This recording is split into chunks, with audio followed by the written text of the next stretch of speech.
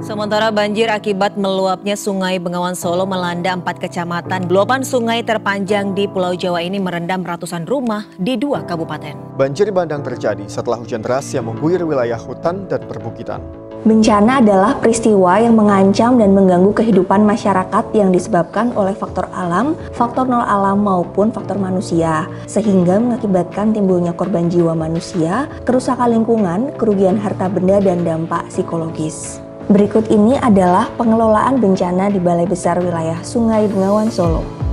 Wilayah Sungai Bengawan Solo ini memang rawan ya terhadap kejadian bencana. Namun ada beberapa lokasi yang memang sekarang sering terjadi bencana. Yang antara lain di wilayah hulu itu ada Sungai Dengkeng ya, kemudian Sungai Mungkung dan Kaligawe itu ada di wilayah Klaten dan sekitar Sragen. Kemudian di wilayah Madiun itu ada Sungai Jelok, ada Sungai Keang, ada Sungai Jeruan.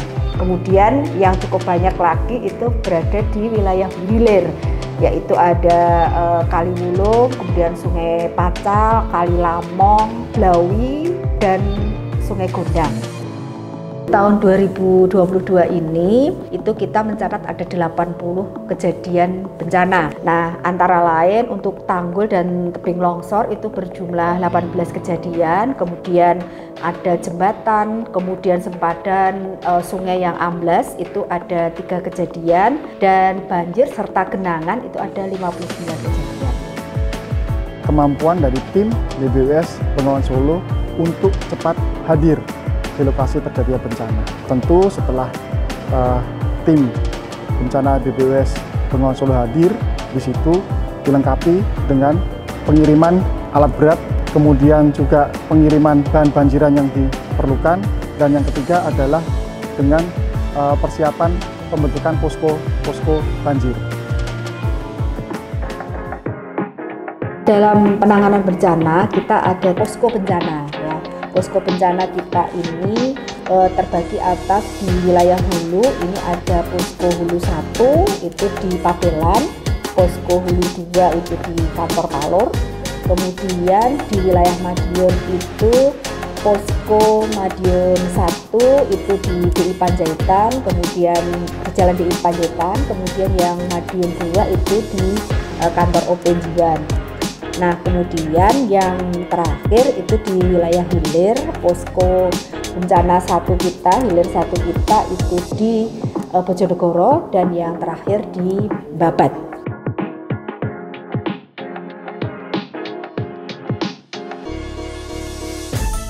Kerjasama ini kita bentuk dengan pembentukan apel siaga banjir yang melibatkan semua stakeholder, mulai dari tim kita sendiri.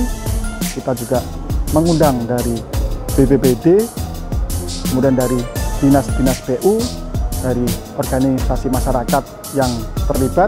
Harapannya bisa terbentuk sinergi untuk dapat kita sama-sama mengatasi bencana yang terjadi.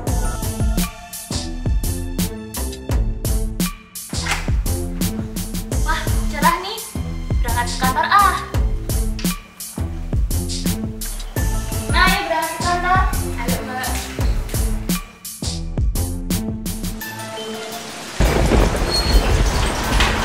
Loh, kok jadi hujan deras banget? Perasaan tadi tenang-tenang aja.